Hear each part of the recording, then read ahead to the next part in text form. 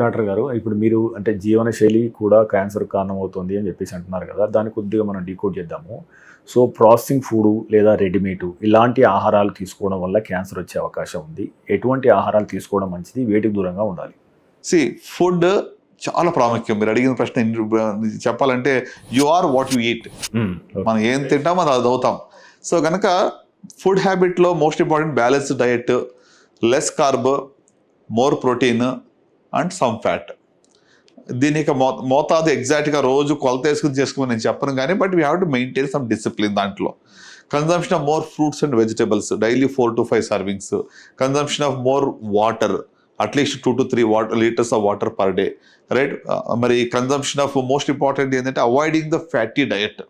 కొవ్వు పదార్థాలకు తగ్గించడం మంచిది, ఫ్రైడ్ ఫుడ్స్ తగ్గించడం మంచిది, processed food, saturated fatty acids వీటిని తగ్గించడం ఎంతైనా మంచిది. ఇప్పుడు సో దానివల్ల ఏంటంటే కోలన్ క్యాన్సర్ రిస్క్ కానీ ఇవన్నీ కూడా పెరిగే అవకాశం ఉంటుంది. సో ఓవరాల్గా గ్రీన్ లీఫీ వెజిటబుల్స్, కొంచెం వీలైతే వెజిటేరియన్ డైట్ ఈస్ గుడ్. అయినంత వరకు వెజిటేరియన్ డైట్ తీసుకోవడం మంచిది. అంటే నాన్ వెజ్ తినదని నేను చెప్పట్లేదు, కానీ ఇప్పుడు రెడ్ మీట్ ఎక్కువగా తీసుకుంటే కోలన్ క్యాన్సర్ రిస్క్ ఉంది. ఓకే. సో కన్జంప్షన్ ఏదైనా కూడా చివరికి ఒక మాట చెప్పాలంటే everything depends on the dose. There is nothing like poison. Small dose, for example మీకు mercury in some dose is a poison, right. So కనుక మనము ఆ యొక్క మోతాదు అనేది చాలా ఇంపార్టెంట్, ఆ యొక్క డిసిప్లిన్ అనేది ఇంపార్టెంట్. ఇంటెన్షనల్గా consume such food which is healthy, right. Fibre content ఎక్కువ తీసుకోవడము, గ్రీన్ లీఫీ వెజిటేబుల్స్, ఆకుకూరలు, రైట్. ప్రత్యేకంగా ఇది తీసుకోవడం వల్ల మనకి డెఫినెట్గా ప్రొటెక్టివ్ ఎఫెక్ట్ ఉంటుంది. వీటిలో యాంటీ ఆక్సిడెంట్స్ ఉంటాయి. ఈ యాంటీ ఆక్సిడెంట్స్ తీసుకోవడం ద్వారానే 20% క్యాన్సర్ రిస్క్ తగ్గుతూ ఉంది, రైట్. సో అందుకు మనము ఫుడ్లో దయచేసి ఎస్పెషలీ యువతకు నా యొక్క అపీల్ ఏంటంటే ఈ రోజుల్లో నంబర్ ఆఫ్ రెస్టారెంట్స్ మీరు హైదరాబాద్లో చూడండి ఎన్ని పెరిగిపోయినాయి. అంటే రెస్టారెంట్స్ రావడం మంచిది ఇదని కాదు, కానీ అన్లిమిటెడ్గా the amount of food, so much of deep fried, అసలు కన్జంప్షన్ ఆఫ్ ఫుడ్లో ఒక లిమిట్ లేకుండా, డిసిప్లిన్ లేకుండా కన్జ్యూమ్ చేస్తున్నాం. I think that's where my pain point. మనకి ఎంత కావాలో అంత తినాలి, కానీ అన్లిమిటెడ్ ఏదో బఫే ఉంది కాబట్టి ఇక ఉన్నాయని తినేయాలనుకుంటే దట్స్ వాట్ ఈస్ హ్యాపెనింగ్ అండి. మీరు చూడండి చాలా రెస్టారెంట్కి వెళ్ళి చూస్తే I think that's wear discipline అనేది ఇంపార్టెంట్. ఓకే.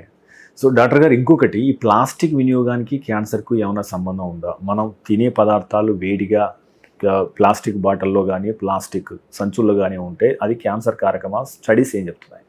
చాలా స్టడీస్ దీనికి ప్రోస్ అండ్ యాంటీ కూడా ఉన్నాయి. అంటే డెఫినెటివ్గా ఈ ప్లాస్టిక్ వలన వచ్చింది అనేటువంటి ప్రూఫ్ లేదు, but there is some evidence to say plastic is carcinogen, దాంట్లో డౌటే లేదు. ఇప్పుడు మీరు ఈవెన్ ఎండలో చాలాసేపు కూర్చుని కార్లో కూర్చుని మీరు కూల్ అవ్వకుండా ఉంటే ఆ కెమికల్స్ రిలీజ్ అయితే కూడా కార్సినోజన్ అని చెప్పి చాలా స్టడీస్ వచ్చాయి దాని గురించి కూడా.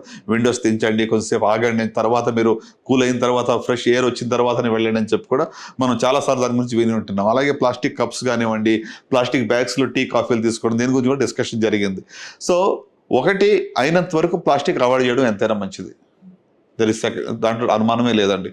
సో కానీ ఏ ప్లాస్టిక్ ఎంత మోతాదు అనేది ఎవరు కూడా మెజర్ చేయలేం. I think let's not go in to that aspect. కానీ ప్లాస్టిక్స్ని లేకుండా చూడాలనేది చాలా, దట్స్ వాట్ ఈజ్ సస్టైనబుల్ కదండి. కానీ ఎంతవరకు మనం ప్రాక్టీస్ చేయగలుగుతాం చెప్పండి. చాలా వరకు కప్స్ కాడి నుంచి మొదలు పెట్టుకొని still we're struggling. Water bottles avoid చేసి can we have something else there, maybe ఒక కొత్త ఇన్నోవేషన్ రావాలేమో ఇక్కడ. చాలా ఇప్పుడు ప్లాస్టిక్ బాటిల్స్కి మనం what is so user friendly and easily replaceable అంటే మనకి ప్రస్తుతానికి ఆల్టర్నేటివ్ సొల్యూషన్ చేతిలో కనబట్టలేదు, లేకపోతే వీడు adapted it long ago, right. So అంటే నేను అనేది ఇవన్నీ ఉన్నాయి ఒక ఎత్తు అయితే, మనకు ఆల్రెడీ తెలిసినవి కన్ఫర్మ్గా కార్సినోజన్స్ తెలిసినవినే మనం టచ్ చేయట్లేదు కదా. సో దీన్ని చేద్దాం. వీటికైనా ముఖ్యంగా ఆల్రెడీ నోన్ ఫ్యాక్టర్స్ని ఫస్ట్ అరికట్టేద్దాం పూర్తిగా.